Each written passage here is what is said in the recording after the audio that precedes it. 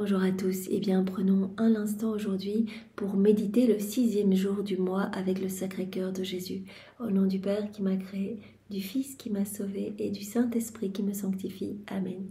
Jésus, une fois de plus, nous nous immergeons en toi, dans ta divine volonté, dans ton acte unique et éternel d'amour. Nous nous unissons à toi, nous nous identifions à toi, nous nous consumons en toi, nous fusionnons nos volontés dans la tienne et comme tous les jours, nous t'accueillons, Jésus, dans nos vies. Nous t'accueillons dans nos cœurs pour que tu les nettoies, que tu les purifies, que tu les ennoblisses.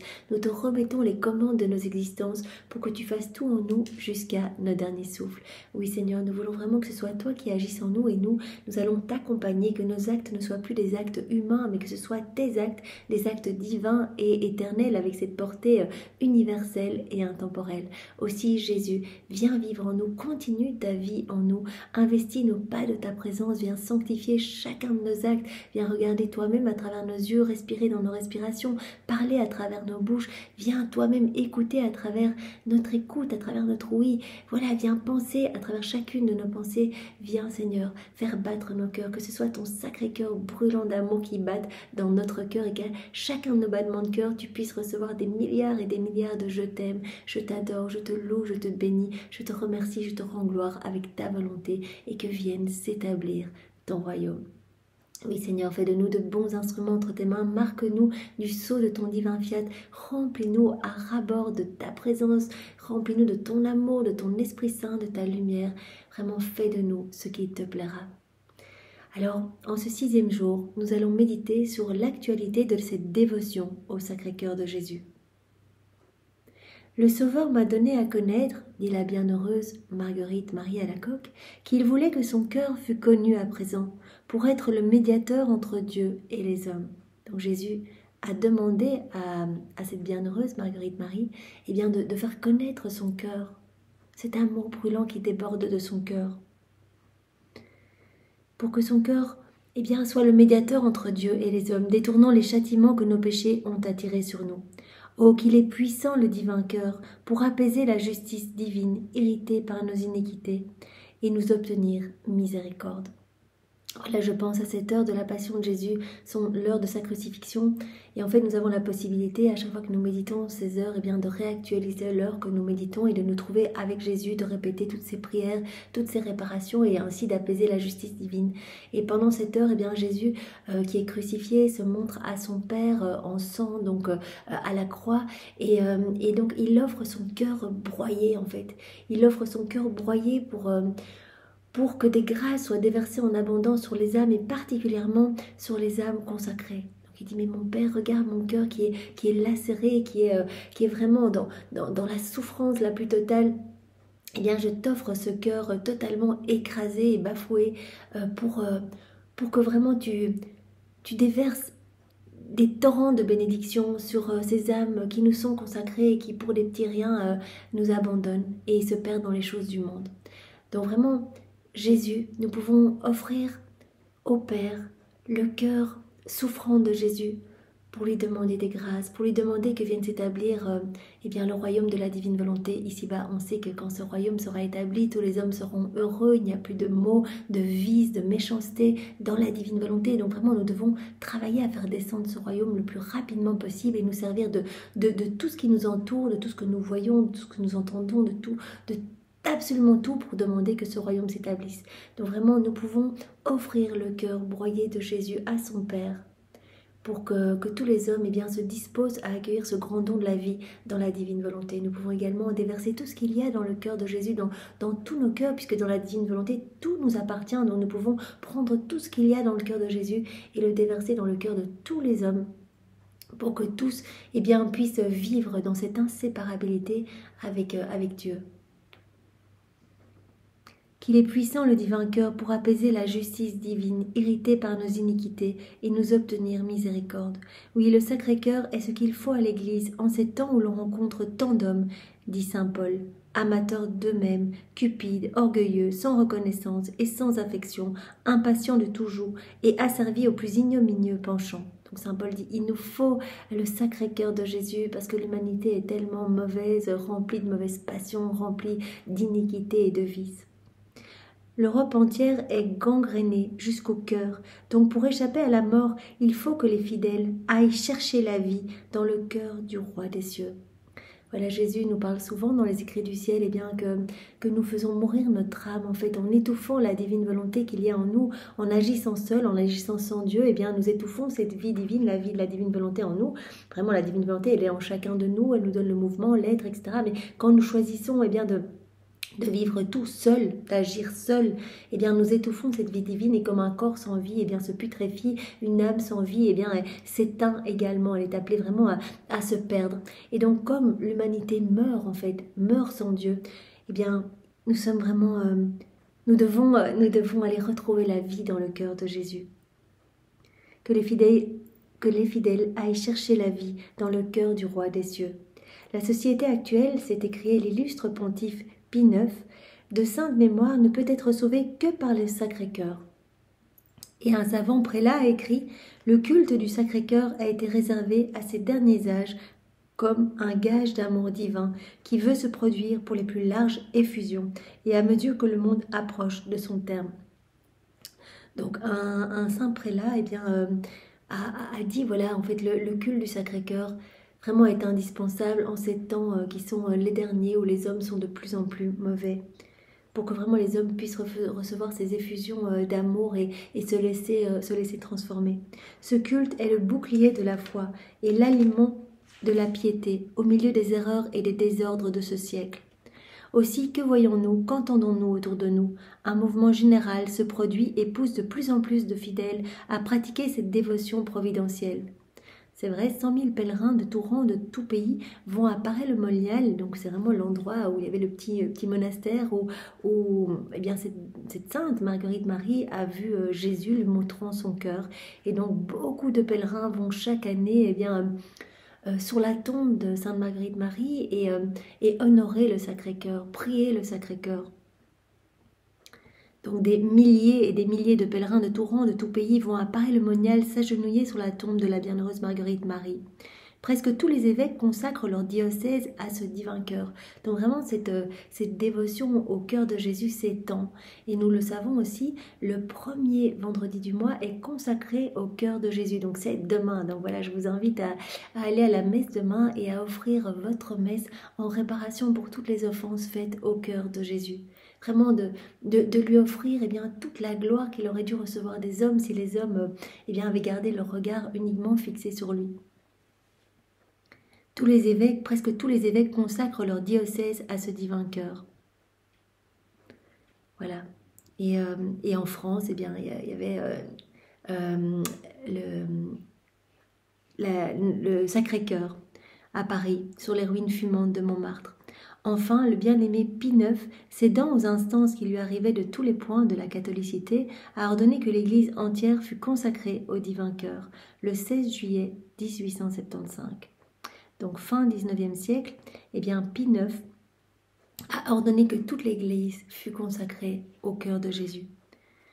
Jour anniversaire, donc le 16 juillet, jour anniversaire de son apparition à Marguerite Marie. Quel puissant motif d'espérance, comme chacun se sent fortement pressé de redire cette parole si souvent répétée. C'est le cœur de Jésus qui nous sauvera. Donc vraiment, on voit bien, en ce 6e jour, combien cette dévotion s'étend de plus en plus. Et voilà, maintenant, il y a des milliers de fidèles qui honorent le Sacré-Cœur, qui offrent leur communion le premier vendredi du mois, des milliers de pèlerins qui vont à Paray-le-Monial. L'Église est consacrée au Sacré-Cœur, etc. Beaucoup d'évêques ont consacré leur diocèse au Sacré-Cœur de Jésus, etc. Quel puissant motif d'espérance! Comme chacun se sent fortement pressé de redire cette parole, si souvent répétée, c'est le cœur de Jésus qui nous sauvera. Entrons dans ce courant de foi, âme chrétienne, c'est la voie du salut. Rester étranger à cette grande manifestation ne serait-ce pas fermer son cœur à un sentiment à la fois catholique et français? Unissons-nous plutôt et que toutes nos prières, nos bonnes œuvres montent ensemble au cœur de Jésus pour hâter le salut de l'Église et du monde entier. Dieu de clémence, ô Dieu vainqueur, sauve-nous par ton cœur sacré.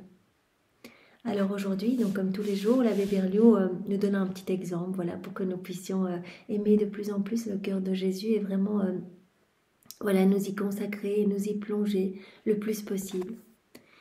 Alors, il y a dans la vie de Sainte Gertrude, cette grande âme si admirablement illuminée d'en haut pour révéler les desseins de Dieu, une page remarquable, un moment très important de la vie de Sainte Gertrude. Le jour de la fête de Saint Jean, elle fut favorisée d'une vision miraculeuse. Le disciple bien-aimé lui apparut, penché comme à la dernière scène sur la poitrine du Sauveur. Donc voilà, elle a eu un moment dans sa vie où elle a eu cette vision magnifique le jour de la fête de Saint Jean. Eh bien, elle a vu ce qui s'est passé lors de la Sainte Seine. Elle a vu Saint Jean couché sur le cœur de Jésus et elle a pu en recevoir quelque chose. Elle a pu recevoir voilà, un flot d'amour en fait. Elle a participé vraiment à cette effusion d'amour entre Jésus et Saint Jean. Donc je vous invite à, voilà, on peut regarder ensemble cette heure de la Passion de Jésus, cette dernière scène, pour vraiment comprendre ce moment où Jésus a pris sur son cœur son disciple bien-aimé, son apôtre bien-aimé. Donc c'est dans cette heure, cette troisième heure de la Passion de Jésus, donc la Sainte Seine. Et donc Jésus en fait voit pendant ce repas toutes les âmes qui vont se perdre à travers la personne de Judas. Il voit Judas, il sait déjà que Judas l'a trahi et va continuer dans cette trahison jusqu'à se perdre complètement. Et donc il souffre tellement et qu'il prend Saint Jean vraiment dans ses bras et il fait reposer la tête de Saint Jean sur son cœur. Voilà. Ton doux regard, Jésus, ton regard pénétrant semble scruter tous les apôtres. Dans ce geste de prendre la nourriture, ton cœur est transpercé en voyant tes chers apôtres si faibles, et tout spécialement ce perfide Judas qui a déjà mis le pied en enfer. Et toi, du fond du cœur et avec amertume, tu dis « Pourquoi, mon sang ? Voici une âme que j'aimais tant et qui est perdue. » Et avec des yeux étincelants de lumière et d'amour, tu le regardes comme si tu voulais lui faire comprendre le mal immense qu'il s'obstine à faire. Mais ta suprême charité te fait supporter cette douleur, et tu ne la manifestes pas même à tes disciples bien-aimés. Donc Jésus souffre de voir que Judas va se perdre, et à travers lui, toutes les âmes qui vont se perdre. Et il souffre tellement, il ne dit rien, il ne manifeste même pas cette souffrance. Et tandis que tu souffres à cause de Judas, ton cœur se remplit de joie, à voir à ta gauche ton disciple bien-aimé Jean. Ne pouvant plus contenir ton amour, tu l'attires doucement à toi, tu lui fais reposer la tête sur ton cœur, lui faisant éprouver à l'avance le paradis. Donc voilà, quand on repose sur le cœur de Jésus, on ressent déjà le paradis sur la terre. C'est en cette heure solennelle que chez ces deux disciples sont représentés deux peuples, le peuple réprouvé et le peuple élu. Le réprouvé, Judas, qui ressent déjà l'enfer dans son cœur, et l'élu, Jean, qui se repose et se réjouit en toi. Donc Jésus a vu en cette dernière scène, il a vu toutes les âmes qui allaient se perdre en la personne de Judas, et il a vu toutes les âmes qui allaient être sauvées en la personne de Jean. Oh mon doux bien, moi aussi je me serre près de toi. Vraiment, nous voulons tous nous serrer dans tes bras, Seigneur. Nous voulons réactualiser ce mystère, venir près de toi et poser également nos têtes sur ton cœur pour entendre ton battement, en fait, et que ce battement puisse complètement nous remplir, nous investir de toi, Seigneur, que nous puissions ne vivre que pour toi, qu'identifier à toi, que consumer dans ton amour. Nous aussi, nous voulons nous serrer près de toi et avec ton disciple bien-aimé, nous voulons appuyer nos têtes fatiguées sur ton cœur adorable et nous voulons prendre toutes les âmes de toutes les générations pour les faire reposer sur ton cœur. Quel doux repos, Jésus, que de se reposer dans ton amour. Nous te prions de nous faire ressentir dès maintenant sur cette terre les délices du ciel, pour que la terre ne soit plus pour nous terre, mais qu'elle soit déjà ciel, ravie par les douces harmonies de ton cœur. Voilà, cette vie dans la divine volonté, Jésus, que tu veux donner à chacun de nous. Tu nous l'as dit dans les écrits du ciel, je vous donne la vie des bienheureux déjà sur la terre. Pour l'âme qui vit dans la divine volonté, elle va déjà, ressentir cette joie du ciel ici-bas sur la terre. Je la mets dans la même condition que les saints et que les bienheureux dans le ciel. Alors Seigneur, vraiment, donne-nous de rester toujours unis à toi et vraiment abandonnés entre tes mains, abandonnés sur ton cœur. Au milieu de ces douces et divines harmonies, je sens en toi, Jésus, de douloureuses palpitations, c'est à cause des âmes perdues. Jésus, ne permet pas que de nouvelles âmes se perdent encore. Fais que tes soupirs fassent ressentir en elles les pulsations de la vie céleste, tout comme les ressentit ton disciple bien-aimé Jean. Oui Seigneur, eh bien nous voulons prendre ce temps, puisque vraiment, voilà, cet exemple nous a ramené à méditer sur ce moment de ta passion, où tu souffres tellement, de voir toutes les âmes qui s'arrachent de ton cœur pour aller se perdre.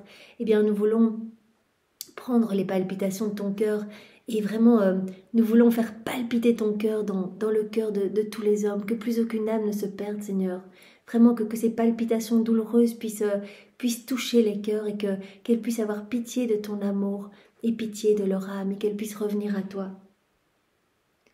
Nous voulons leur faire ressentir tes pulsations de vie céleste, tout comme les ressentit ton disciple bien-aimé Jean. Jésus, fait que, attirés par la douceur de ton amour, toutes les âmes se rendent à toi.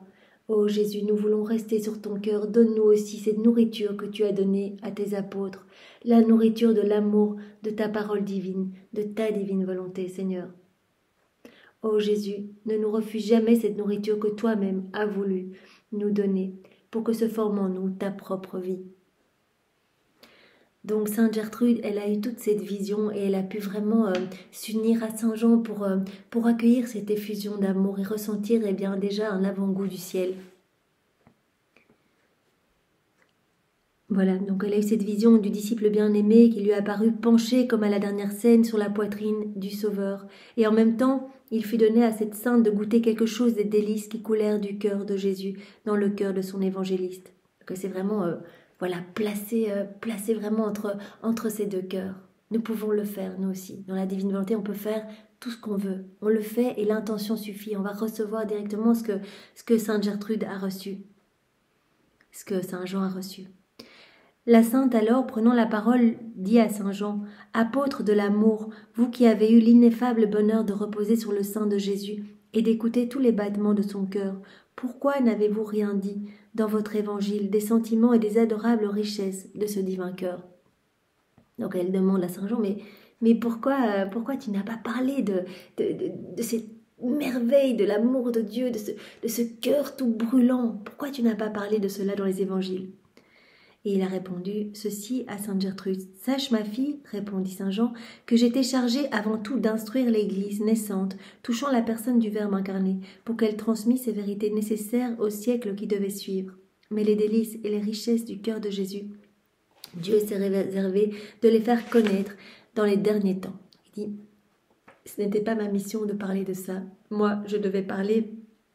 Eh bien voilà, je devais parler de tous ces moments avec Jésus, etc., de toutes ces paroles, faire connaître en fait, voilà ce que Jésus a fait, ce que Jésus a dit, etc. Mais il en revenait donc à Dieu qui s'est réservé de les faire connaître, donc les délices du cœur de Dieu dans les derniers temps, afin que par ce moyen, le monde vieillissant et glacé par l'indifférence se ranime à la chaleur du divin amour. Nous sommes arrivés, âme chrétienne, à ces temps malheureux dont parle le disciple bien-aimé. Hélas, le feu de la charité est éteint dans presque tous les cœurs, mais ayons confiance, la dévotion au Sacré-Cœur qui se répand de toutes parts va le rallumer. Alors sortira de toutes les âmes ce cri auquel répondront tous les échos du monde, gloire au Sacré-Cœur de Jésus.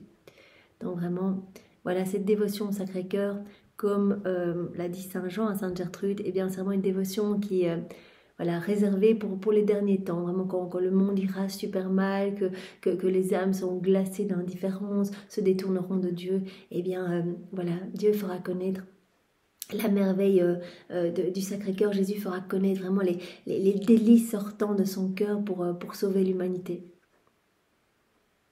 Alors nous pouvons terminer comme tous les jours par une prière. Ô Jésus, notre admirable, aimable et adorable Rédempteur, les trésors infinis de ton Sacré-Cœur n'avaient pas encore été assez connus. Tu réservais cette faveur à ces derniers temps où par un effet de ta charité, il t'a plu de manifester aux hommes les richesses enfermées dans ton divin cœur. Sois loué et béni à jamais de cette miséricorde et daigne nous y faire participer. Et nous pouvons terminer aussi par une prière reprise donc dans cette heure de la Passion de Jésus que nous avons parcourue ensemble aujourd'hui.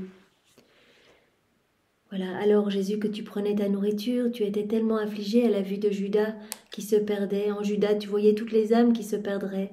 La perte des âmes étant ta plus grande douleur et ne pouvant la contenir, tu as attiré Jean près de toi pour en être réconforté. Ainsi, nous voulons rester comme Jean, toujours près de toi. Nous voulons rester pleins de compassion et réconfortant ton cœur. Nous ferons nôtre ta pensée, nous nous identifierons à toi et nous sentirons les palpitations de ton divin cœur transpercé à cause de la perte des âmes. À l'endroit de ces blessures, nous entendons mettre les âmes qui veulent se perdre afin qu'elles se convertissent et soient sauvées. Chaque palpitation de ton cœur, Jésus, est un « je t'aime » qui se répercute dans toutes les créatures. Tu voudrais enfermer tous tes enfants en toi, dans ton cœur, pour avoir leur battement de cœur en échange. Mais on te donne trop peu, Jésus, et tu en es triste. Et nous te prions, Jésus, de marquer tous nos battements de cœur, de ton amour, de tes battements à toi. Chaque battement de ton cœur est un « je t'aime », et bien que chaque battement de notre cœur uni au tien puisse être également un « je t'aime » qui se répercute partout et qui puisse te ramener des âmes à toi, afin que nos cœurs puissent vivre la vie même de ton cœur. Ce « je t'aime » est tellement immense qu'il remplit ciel et terre. Il circule parmi les saints et descend au purgatoire. Les éléments eux-mêmes ressentent une vie nouvelle et tout le monde en ressent les effets. Eh bien, puissions-nous vraiment laisser ton cœur palpiter dans le nôtre pour que toutes les âmes passées, présentes et futures puissent vraiment ressentir ton amour et y répondre, Seigneur, vraiment que les âmes puissent être touchées. Aujourd'hui, Jésus, nous voulons vraiment rester dans ton cœur. Enchaîne-nous à toi, ne permets pas que nous nous éloignions de toi. Nous avons peur de sortir de ton cœur. Tu nous garderas en toi, n'est-ce pas? Les battements de nos cœurs se confondront pour nous donner vraiment à chacun vie et amour, en union étroite et inséparable avec toi. Jésus, si tu vois que nous sommes en train de te fuir, que ton cœur se précipite dans notre cœur, que tes mains nous serrent plus fort sur ton cœur, que tes yeux nous regardent et nous lancent des flèches de feu, afin que nous, entendant ta voix, nous nous laissions attirer à cette union avec toi. Jésus, donne-nous le baiser de l'amour divin, embrasse-nous et bénis-nous. Notre cœur reste en toi. Notre cœur reste en toi, Jésus. Nous ne voulons rien faire séparer de toi. Nous voulons vraiment faire un avec toi. Aussi, vraiment, ne permets pas qu'il y ait vraiment même une toute petite distance d'écart entre nous, Seigneur. Viens vivre en nous, nous t'attendons. Nous voulons te laisser toute la place. Nous t'aimons, Jésus, au nom de tous. Au nom du Père et du Fils et du Saint-Esprit. Amen. Soyez tous bénis. Au revoir.